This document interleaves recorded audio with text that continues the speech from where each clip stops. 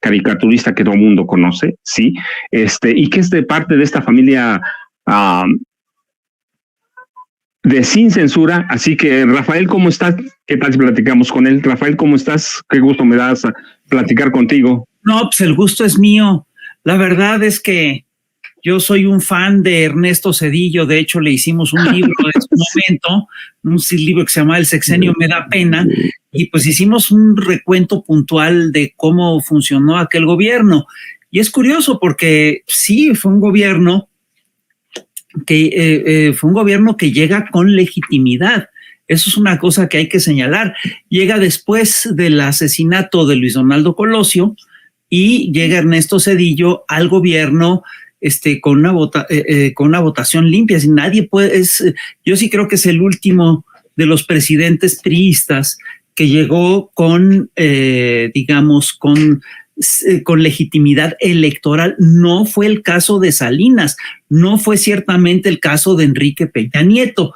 Entonces, Ernesto Zedillo llega a la presidencia de la República y le toca impulsar y consolidar el proyecto neoliberal en nuestro país. Y lo hizo después de que se dio la insurrección zapatista, ¿no? De enero del 94, que la insurrección zapatista coincide con la puesta en marcha del Tratado de Libre Comercio, y Ernesto Zedillo sí hizo, es decir, fue la continuación, el gobierno de Ernesto Zedillo fue la clara continuación del proyecto de Carlos Salinas de Gortari. Carlos Salinas de Gortari echa a andar, hace las negociaciones del Tratado de Libre Comercio, pero quien echa a andar las negociaciones del Tratado de Libre Comercio, quien echa a andar el Tratado de Libre Comercio es precisamente Ernesto Zedillo. A él le toca hacer la segunda generación de grandes reformas neoliberales, ¿no? No se nos olvida, hace una reforma a pensiones, hace una reforma importante porque privatiza ferrocarriles, privatiza carreteras. Es decir, Ernesto Zedillo sí jugó un papel muy importante en el impulso del proyecto neoliberal en nuestro país. Y además, hay que decirlo, Ernesto Zedillo hace una cosa que a mí, hizo varias cosas que a mí me parecieron particularmente agresivas y lesivas para la nación mexicana. La primera es que él es el que impulsa la privatización, el hacer pública deuda privada con el Fobaproa, con lo cual, pues, entre otras cosas, endeuda a varias generaciones de mexicanos. Y él también es el que está, no sé si lo mencioné, pero además de los ferrocarriles, privatiza las carreteras, privatiza pensiones, ferrocarriles y carreteras, que no es poca cosa. Y además él continúa con el Pacto de Solidaridad de Salinas, ¿sí? Y garantiza la congelación de salarios.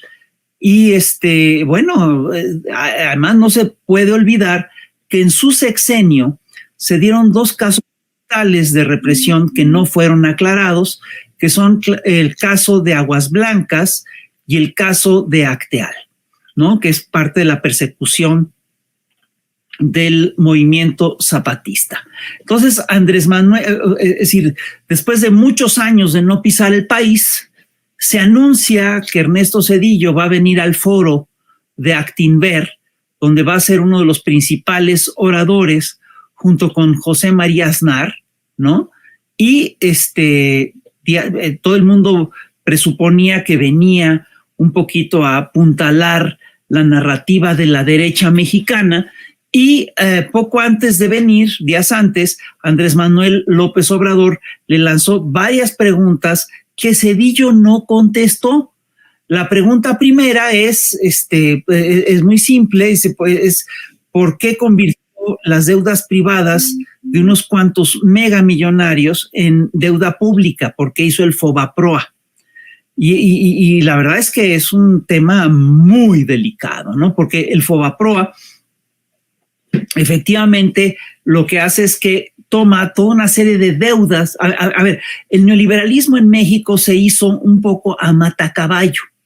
Lo hicieron con rapidez, de la Madrid lo hizo con mucho tiempo, no hizo grandes reformas, pero sí impulsa al final de su sexenio un plan de choque neoliberal muy agresivo que congela salarios, libera precios, le da todo apoyo, le da todo el apoyo a los sectores privados y sí arma esta cosa que se llama el Pacto de Solidaridad, que fue un acuerdo con sindicatos y con toda una serie de actores para congelar al movimiento obrero. Luego entra Zedillo y Zedillo, pues, después entra, no, perdón, esto ya lo hace Salinas. De la Madrid básicamente lo que hace es que hace toda una serie de cosas. Salinas es el gran impulsor del neoliberalismo, pacta y firma el Tratado de Libre Comercio, hace el pacto es decir, firma el pacto de solidaridad, es decir, consolida el proyecto y Zedillo es la continuación, es el segundo sexenio que, del neoliberal, de pactos profundos con el neoliberalismo. Y entre otras cosas, y esta es la segunda pregunta que le hace Andrés Manuel López Obrador, le pregunta por qué envía al Congreso una reforma de pensiones que le quita al trabajador, que permite que el trabajador se jubile con menos del 50% de su salario. Ahí es donde se echan a andar todas las afores y todo eso. Y, por supuesto, otra pregunta que hace Andrés es ¿por qué continúa con el congelamiento salarial? ¿No? Entonces, pues la última pregunta es muy fuerte, es ¿por qué privatiza los trenes de pasajeros, ¿no? Privatiza ferrocarriles, sobre todo privatiza los trenes de carga, favoreciendo a las multinacionales? Y la pregunta que se desprende de esta, que es una pregunta muy seria, es, bueno, ¿y por qué después se va a trabajar a la Western, por qué después se va a trabajar a una empresa norteamericana de ferrocarriles, a la Union Pacific, ¿no? Que es la empresa que más se favorece con la privatización de los ferrocarriles. Yo sí creo que a estas preguntas habría que agregar, bueno, ¿y por qué no se aclara lo de Aguas Blancas y lo de Acteal? ¿No? Entonces, bueno, esos son los pendientes que tenemos con Ernesto Zedillo. Me llama la atención que Zedillo no responde a ninguna de las preguntas. No responde a ninguna de estas preguntas y lo que hace es que contesta con una metáfora criticando al populismo en términos generales. Dice que el populismo erosiona las bases de la democracia, que elimina pesos y contrapesos del poder público, que elimina organismos autónomos y que los debilita con diversos procedimientos, que es el discurso que tiene hoy la derecha contra López Obrador y que además es un discurso que tampoco se sostiene mucho. Es decir, me llama la atención que Zedillo diga que que los populistas procuran tener un Congreso sumiso y mayoritario hasta donde se puede. Yo te recuerdo que Ernesto Zedillo tuvo un Congreso en el cual el PRI tenía al 70% de los congresistas. Es decir, Congreso mayoritario y Congreso avasallador el que él tuvo en su sexenio, ¿no? Entonces, que no se venga a quejar de que el Movimiento de Regeneración Nacional busca una mayoría calificada en el Congreso para poder cambiar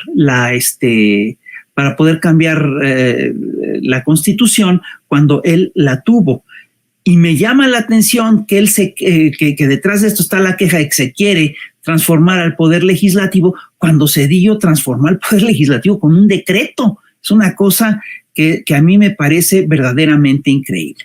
Y la última cosa que me llama la atención es que él dice que cada que quieren insultar a alguien, a algún político, le dicen neoliberal. Mira, yo sí quiero aclarar lo siguiente. Yo sí creo que lo que ha ocurrido es una cosa muy distinta. No es que se les diga neoliberales por insultarlos. Yo lo que creo que ocurrió es que simplemente el régimen neoliberal hizo una cantidad de cosas tan bárbaras, le hizo tanto daño a la gente, que el término neoliberal se desacreditó. Ellos son los que entregaron al país, los que privatizaron, los que hicieron toda una serie de reformas que rompieron con el pacto social que estaba plasmado en la Constitución del 17. Si el término neoliberal ha adquirido un mal nombre, ha sido estrictamente por las políticas que siguieron los funcionarios que impulsaron las lógicas neoliberales en nuestro país, y creo que ya me fui de más. Perdóname, discúlpame. No, Rafael, mira, es que es bien interesante porque además tú recuerdas, ahí tenemos al diputado federal Jaime Almaguer, rapidísimo.